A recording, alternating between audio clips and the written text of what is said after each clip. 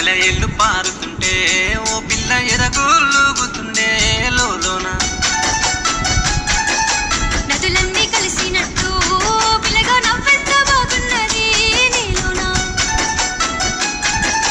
గాజుల సప్పులు గలుగలు మోగంగా గజ్జెల పట్టీలు గంతేసి ఆడంగా వరిగడ్డి మోపు ఎత్తి